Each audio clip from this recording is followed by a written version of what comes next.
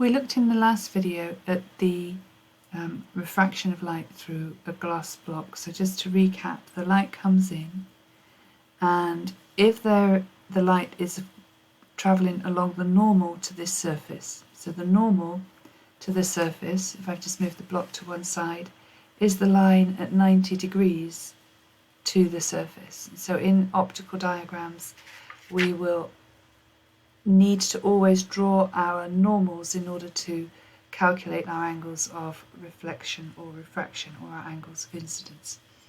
So in the special case where the light is following the normal, then it just travels straight through the glass block. There is some reflected back, as I said before, about 10% for glass, but the rest just travels straight through.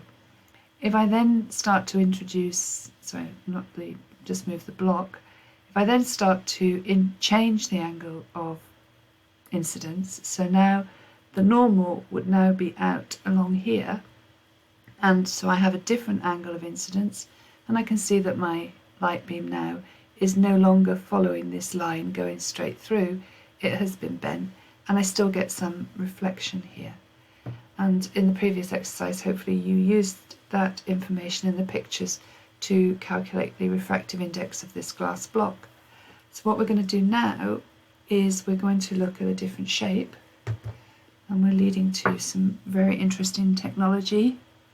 We're going to use this hemispherical glass block, and I'm positioning it so I can direct the white light straight down. So I've now got a normal that is to this surface here. So this is the line that is at 90 degrees to this surface, and at the moment my beam of light is travelling down there and going straight through because it's at 90 degrees. It is at 90 degrees to this surface because the normal would be a tangent at this point, and that tangent to that at that point would be like that, and this would be the and this line would be the normal.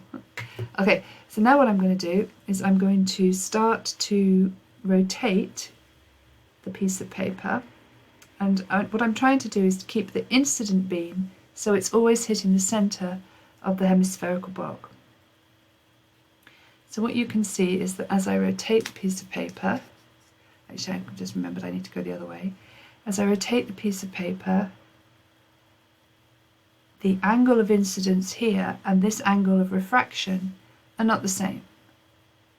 You can see that as the light goes from the more dense to the less dense medium, so the glass is very dense, optically dense, and the air that it's travelling into is optically less dense, it starts to bend away from the normal. So this angle here is smaller than this angle here. And that becomes more and more as we bend until, I suppose would be tricky, we reach the point, and this is what we call, as you probably know, the critical angle. Now just before the critical angle, something interesting happens. If I move my box here along, can you see that the light beam is actually becoming split? So each of the different wavelengths is bending by a different amount. So I'm just going to move my equipment just so I can twist it a bit more. So I'm getting a continuous spectrum, so I'm just going to realign it so it hits the centre there. I continue turning it, and suddenly it's disappeared. And what you notice is that this is the incident ray here. Beg your pardon, this is the reflected ray. So this angle and this angle are the same because this is the small amount, the 10% of reflection I get at that surface there. And as I go just beyond it, this ray suddenly disappears and this one becomes more intense. I go back again, less intense, more intense. So what we're seeing here is the phenomenon called total internal reflection. So this is what I would then call the critical angle. The critical angle is just at the point where the beam is going along there. So just at the instant before it becomes totally internally reflected. So it's difficult to say with this one, but that's where I've still got the light being refracted, and then at some point in that movement, I hit the critical angle here, and all of the light goes along this surface, but it's very faint and we can't see it. And just if I go just over the critical angle, it all moves into this beam here, this totally internally reflected beam.